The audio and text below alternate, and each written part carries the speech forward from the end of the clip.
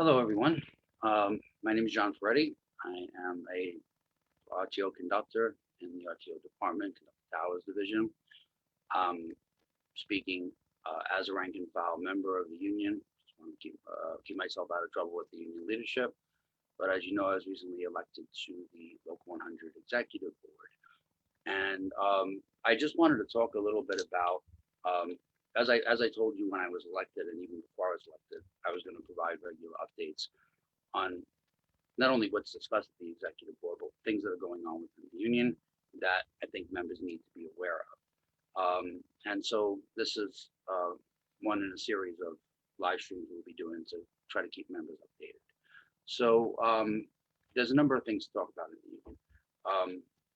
As everyone might have seen, there is an ongoing campaign by the MTA and the media to railroad and publicly convict and try a bus driver involved in a horrific accident on Friday.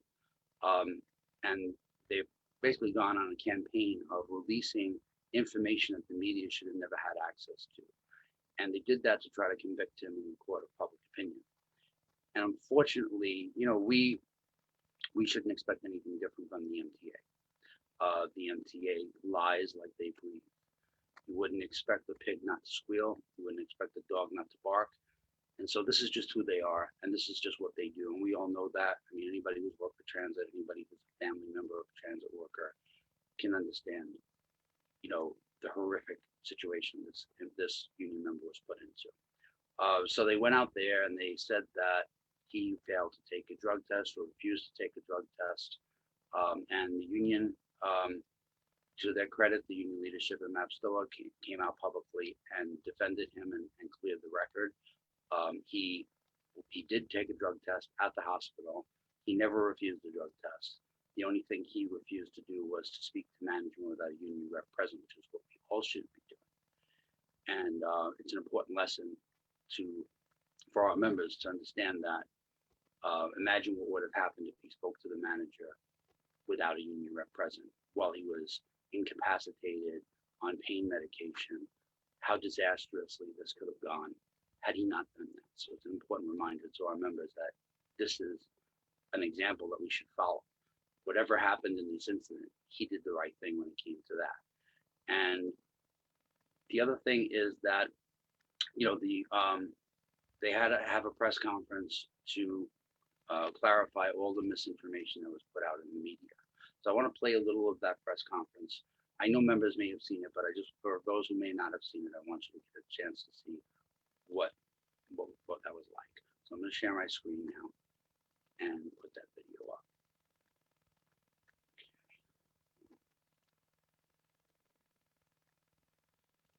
There's some controversial issues being raised by the transit authority that's not supported by any merits, and will allow the bus operator here to actually make the statements on his behalf. Of course, his jaw is having a piece of wire inside, and it's going to be a little difficult to speak. I'll take my social distancing space from him, and I'll allow him to speak along with his daughter next to him, for sake of on his behalf about what incident happened, and our TW safety officers here will answer a few of those questions from the hospital and from the incident, and myself as well, if you have any questions afterwards. So I'll let him go, Everton. Okay.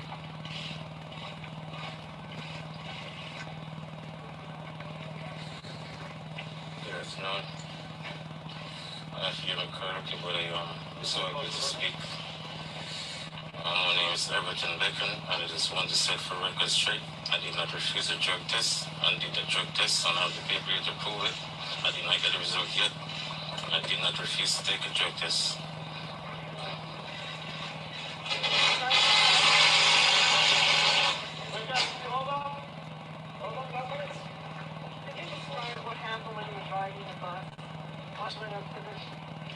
Okay. Up and leaving the bus stop. I'm coming down the hill to make the turn. I ease off the gas pedal, and the bus just took off. And in the turn, I lost it. I don't know what after that. All I'm thinking about is myself and the passengers. Hope everybody's safe. And as I got out, I helped work with help because my main concern was for them on my life. How long have you been on this road? I've been on and off, but this road just started, the new pit just started. But I did the turn hundreds of times. Anybody said anything during the road? You mean any passengers? No, everybody was just screaming and crying, and they just, you know, that's it. Can you talk about a little bit about the drug test? Yeah, I did a drug test. Somebody came in. I'm sorry, my eyes it hurt, but yeah, the hospital. The cop came in and he forced me to do the breathalyzer, which I did because I wasn't feeling well. But he said just take a deep breath and blow it like 3 times, and eventually I passed it. I did it, and after that, the dispatcher came in and asked me if I'm alright. I said yes, I'm okay. He said, you want to speak about this? I said, no, I don't want to talk anymore. And he left. How do you feel now? Was it He did take a drug test and a breathalyzer. Yeah, that right. The hospital took the drug test. Blood test? Yeah. No, urine test. They took a urine test. They also took blood from me too. I don't know what they did with the blood. But they took me a lot of time. That's why I didn't want to inject me. How do you say what the passengers were doing at the time? I mean, yeah, they were screaming and carrying because everybody was in panic. You know what I mean? And I helped work with help through the windshield, but that's what I went through. You know what I mean? And when they called 911, and they came and seen and told me I should sit down. But the bus looked like it was going to come over some more, so they said, move away from, so everybody sit down. And I was out of it. Everything. Can you describe how the bus went off the overpass? Did it go over fast, or did it go kind of teeter and then come down? How did it play out? Well, after he hit the barrier, he slows down. So it was coming down, then he just jammed between the barriers, and he just stopped right here before he like touched the ground. Yes. Like I said, the bus took off, and he was going down a grade. And you know, if you operate, you know, you slow down, you hit the brakes, you make a turn. But the bus just took off on its own. How do you feel now? You know what I mean?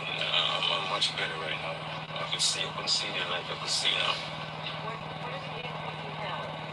My jaw is fractured. I'm gonna cut on my eye. My neck, I have a lot of pain in my neck right now. On the lower back. My knee. I have no idea, man. No idea. Your seatbelt fit? Yes, thank God I had my seatbelt on, yes. Do passengers wear seatbelts or no? No, they don't. Okay, hold So on a just second. just for the I'm gonna question stop and this answer, for a I'll be second. trying to work. Okay. So as you can see, the intelligence of the news reporters, they actually asked this man who's been through a traumatic experience if the passengers had seatbelts on. Like they don't know that bus passengers don't have seatbelts on. Idiots. So in any case, this goes on for a long time, and unfortunately, this is a traumatic experience for him and his whole family. And the fact that he had to come out and do this in the first place was because of the reprehensible pieces of human garbage who run the MTA and what they did deliberately to try to throw chum in the water for the media to create a feeding frenzy. And and if you wonder why union reps and union activists have such motivation to defeat and bend to our will people like this is why. So I just want to take a step back and let's talk about the people who are putting out these lies. Actually, before we do that, I just want to make sure that you're aware that in Toronto, they have buses like this, articulated buses, and they had to take every single articulated bus off the road in 2017 for exactly this same problem. Okay, I'll show you the link. Let me just share my screen again. I'll show you the link that documents what happened in Canada. Here it is. An unexpected acceleration forces TTC to pull 153 buses off the road. Okay, this is in April of 2017. Turns out that it was a software glitch that created what the TTC called a full throttle situation.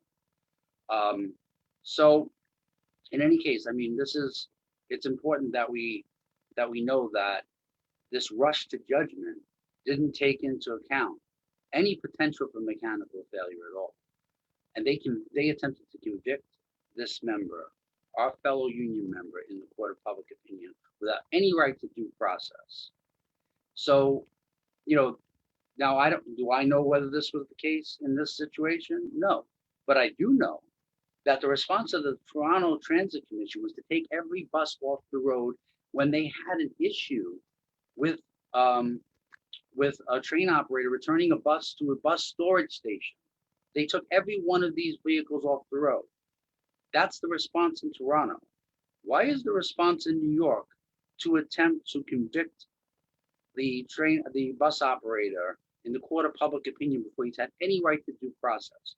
Where's the concern about the potential safety issues here? Where's the NTSB? Where are any outside agencies to investigate what actually happened here? But no, there's the rush to judgment, as usual, on the part of the MTA. So I was talking before about, who are the people that are attempting to railroad this bus operator? One of them is, his last name is Cipriano, Craig Cipriano. And Craig Cipriano spared no expense to go to bat for a longtime MTA boss who was accused of failing to remedy asbestos line vents at a Brooklyn bus depot, the East New York depot. He was forced to retire after a 43-year career. And Cipriano was so upset that George Menduina, the chief facilities officer, was forced to leave and forced into early retirement after potentially exposing thousands of our co-workers to asbestos over a decades-long period, and through his own falsification of records and refusal to take action.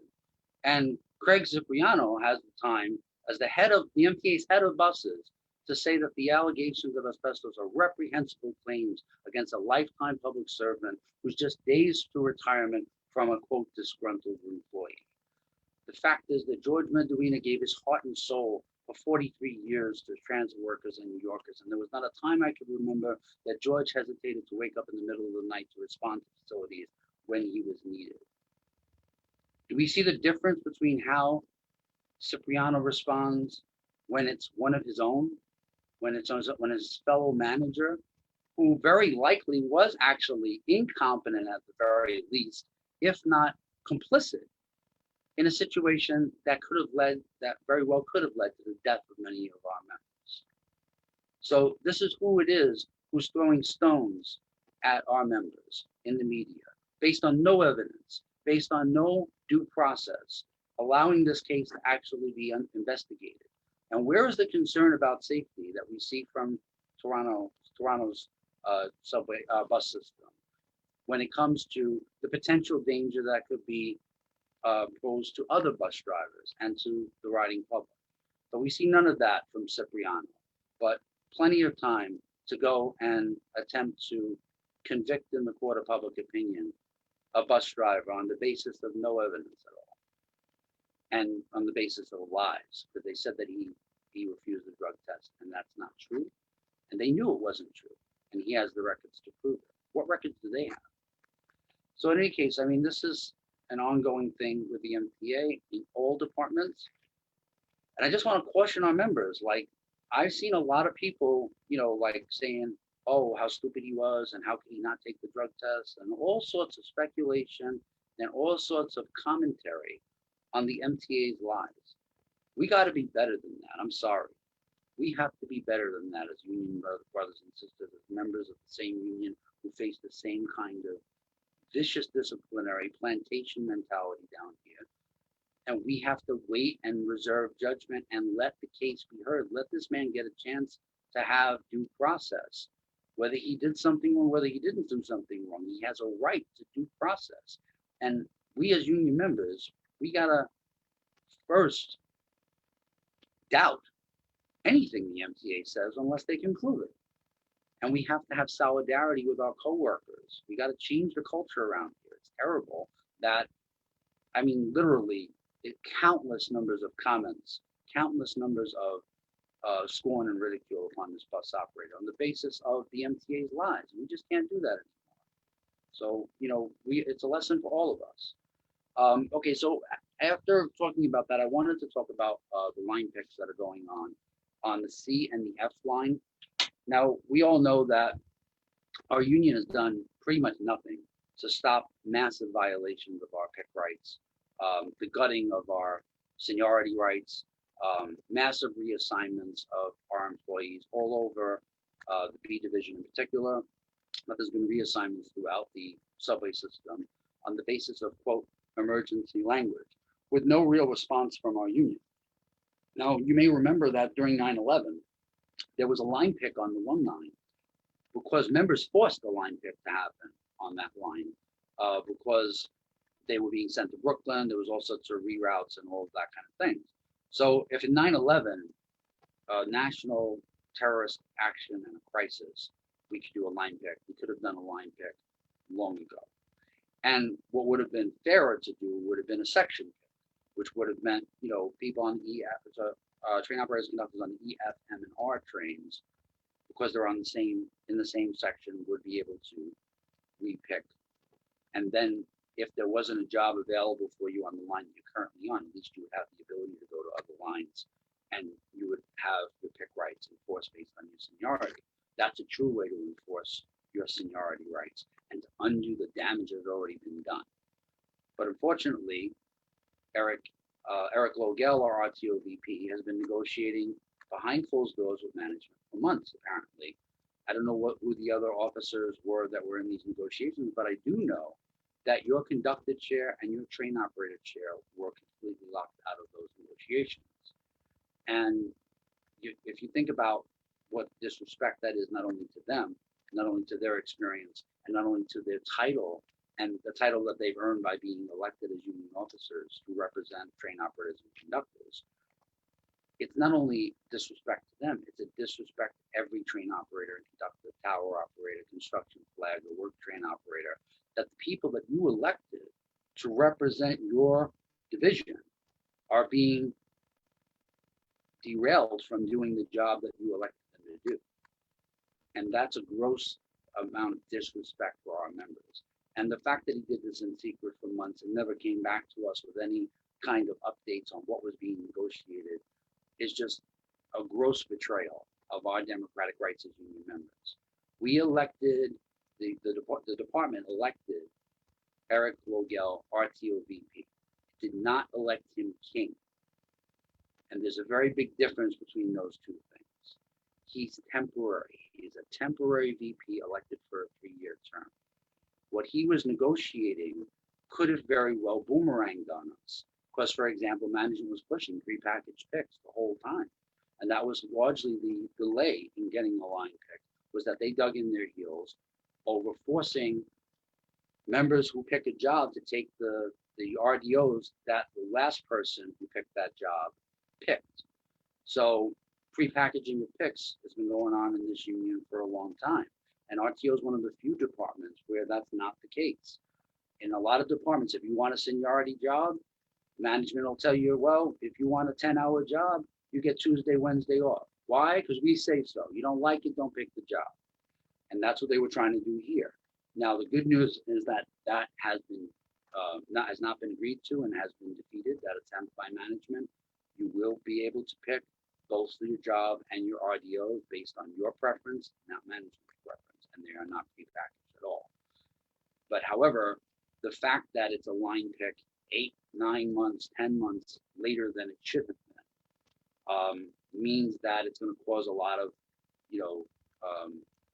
upset to people's family lives and to their pick rights. And had they known what was going to happen with the line pick, they might have picked differently, especially if they were RDO relief.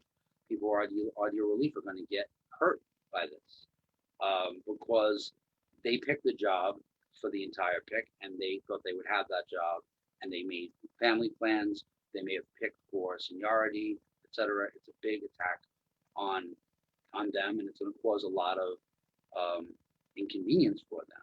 So one of the things that I'm going to be fighting for is demanding that we have a third open job bid to try to alleviate some of that and hopefully get these people into different jobs if they are very negatively affected by this line pick. I will be posting the C division, the C line work program so that people can see what the jobs are. The bad news is that there are 8 job cuts on the C line, but you can see for yourself. I will post it in the comments on this video, just so you know. I didn't have anything to do with this. I don't agree with it, and I'm just providing the information. But I just wanted to make sure that you know that your union officer that's responsible is Eric Logel, not any other officer, unless they were in the negotiation. And I frankly wouldn't know who was in the negotiation, who were not in negotiation. But what I do know is that the highest elected officer in each of your divisions was not in that meeting. And that's part of the reason why we're facing this mess. So in any case, I also want to talk about the fact that Eric Logel, your VP, has also pretty much forced a situation where Raul Lugo was forced to go back to construction flagging. He changed his release time from union release time to management release time, which would have resulted in anywhere between $20,000 to $30,000 cut in Raul's pay. And he did this deliberately. He did it deliberately because he wanted to force Raul to go back to his tools. And he did that in retaliation for Raul not being willing to carry water for Eric and sell his lies. He did that because he was pissed that Raul went on social media programs like Local 100 Fight Back Coalition and was honest with members about what he thought about developments in the union. And Eric doesn't want any independent union officers. All he wants are people who are desperate for release time and will tell any of his lies to keep it. And that is corruption, bottom line. That's what it is. It's the way the bosses function. It's the way the ruling class functions. It's not the way a union should function. And Raul is far from the only elected officer to be removed from release time. Michelle Figueroa, Tower Vice Chair, removed from union release time, sent back to her tools, and somebody who was unelected, never ran for election, is put in her position, usurping her release time that should be going to. And, again, same reason, wouldn't sell his lines. He didn't like her personally. He had problems with her in terms of how she did her job as the Tower Vice Chair. But instead of opening up a line of communication with her about what those issues were, he decided to retaliate against her by sending her back to her tools.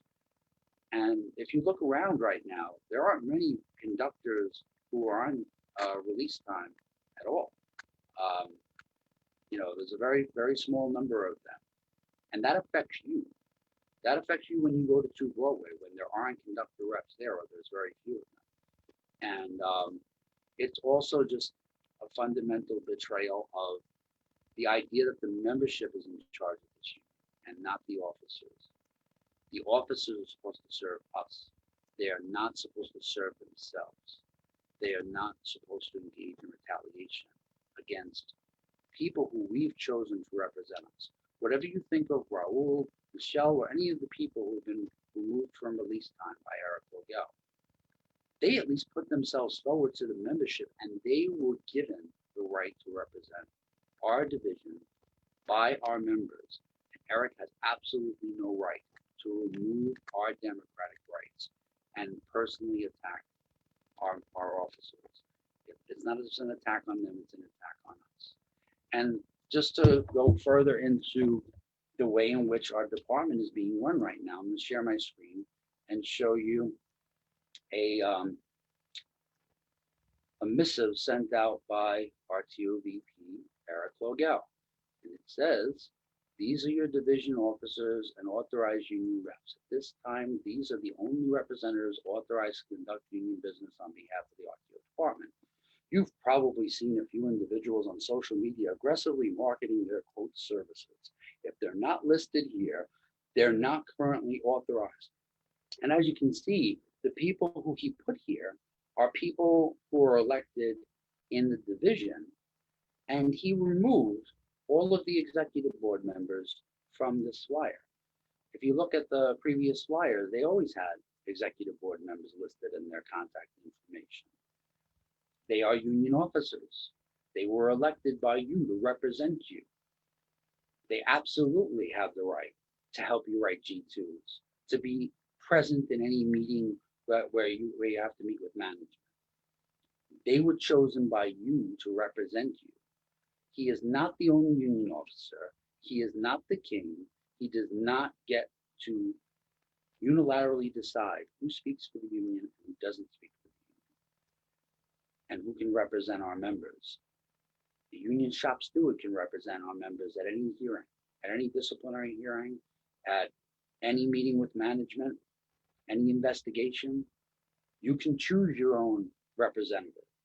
You can write a G2 requesting any union member to represent you at one of these hearings. The member, just like in a legal case, has a right, have rights to determine how their case is argued. In fact, they can tell their union reps to shut up, right? They can tell their union reps, don't do any talking. I'll do the talking. The members have to deal with the consequences of the kind of leadership we're being offered right now.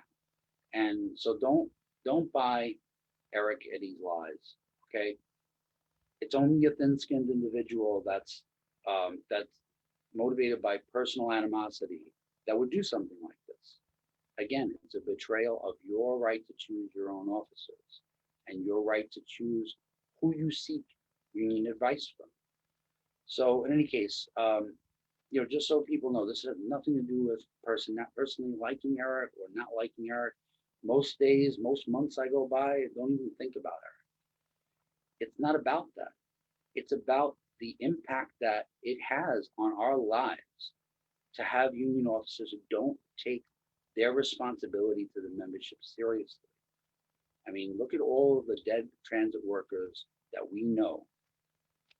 And can you really tell yourself that it doesn't matter that we have a weak-minded, thin-skinned person who acts out revenge fantasies on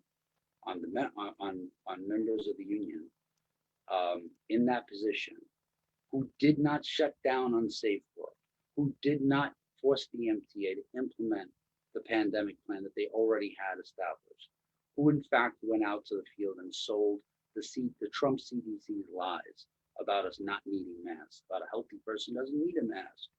And we would be selfish for demanding them because, after all, doctors and nurses really needed them. And he knew those were lies. And those lies cost our members, and it cost our union. And it matters that it weakened our union. So it's not about personality. It has nothing to do with that.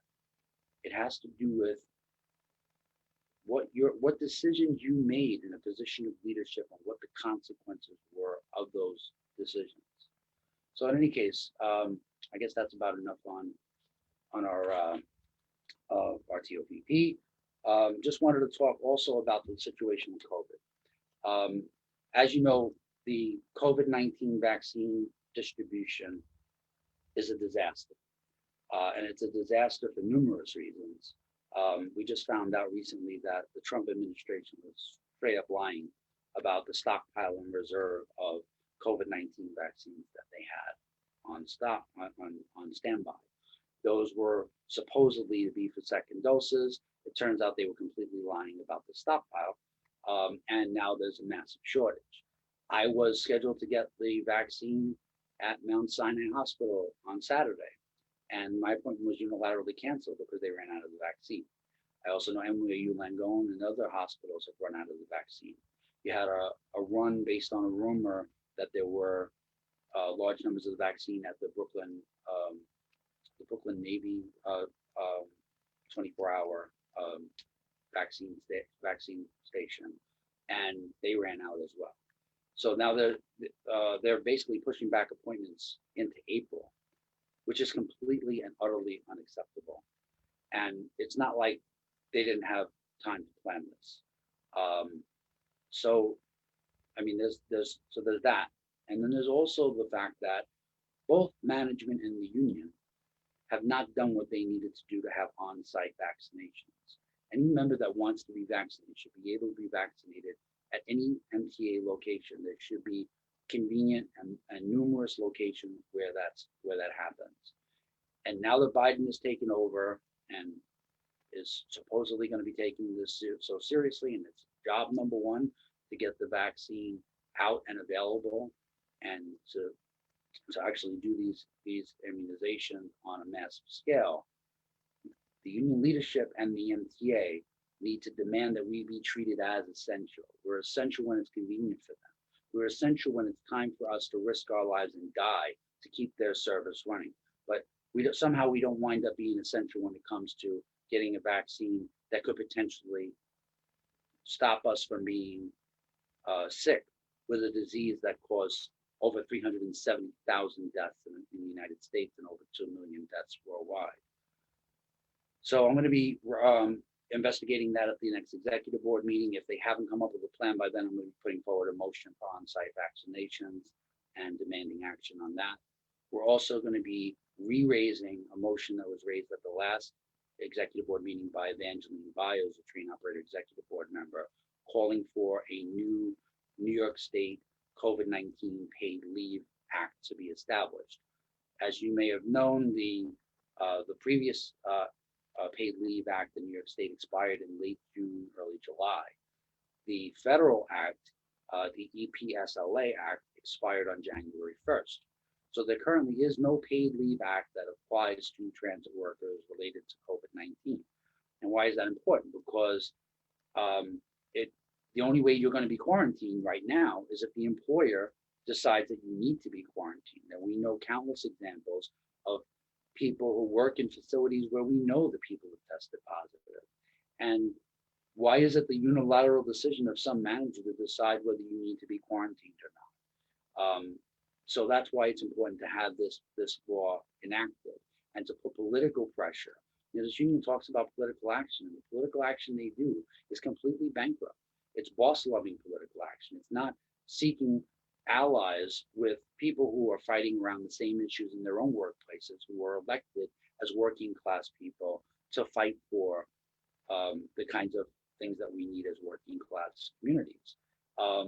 So we need to use political pressure to fight and demand that we receive the kind of respect that's necessary for people to recover from the disease, for people to provide childcare if they're unable to provide reliable childcare, find reliable childcare for their children to allow them to go to work, or to take care of family members who may have been infected.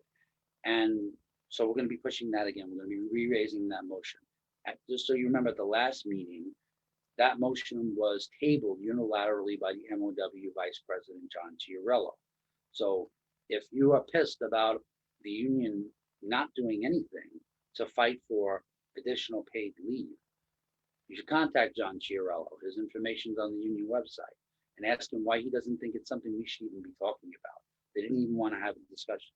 So we're not giving up on having that discussion. We're going to re-raise the motion again.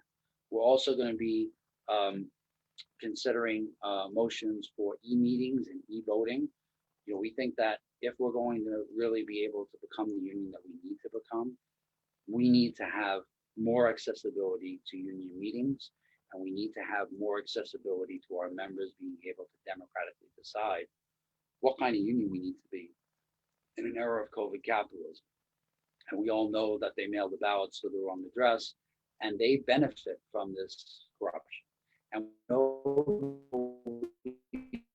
anyway to show you what would be possible if we had leaders that weren't bought and paid for in the executive board. If we didn't have the kind of rank corruption where you have division chairs, vice chairs, recording secretaries, double dipping, holding two positions, and voting the way Tony tells them to vote so that they can maintain their release time. It's only in RTO that you really have a whole bunch of executive board members who've chosen not to accept release time, not to accept the bribe that comes with it, who are on the road just like you, or working construction flagging, at their tools, accessible to you. That's the kind of leadership that we need. And it's the kind of leadership that can really be held accountable, because it's very hard, as we see with Eric Vogel and Richard and others. It's very hard to hold these leaders accountable when they have that much power. And so we're also going to need to be talking real soon about the elections and how to reassert the democratic control of members to actually decide who runs for what position, what the opposition stands for, what we need to fight for, what our priorities are, and what the messages we want to get out to other workers and to the public in general. So we'll be talking about that real soon. So in any case, thank you so much for your time. Thank you for sharing some of your Sunday with me. And if you watched it, please share the link. If you took the time to watch it, it's likely that other members want to get this information. I look forward to the comments. We'll try to respond as much as possible. You can always reach out to me. My number is 917-678-0557. Email address, John, John, 012871 @gmail.com. Texting me is the best way to reach me, or by phone, but I respond to any means of communication with the members. And I thank you so much for your time. Have a great day, and we'll be talking to you real soon.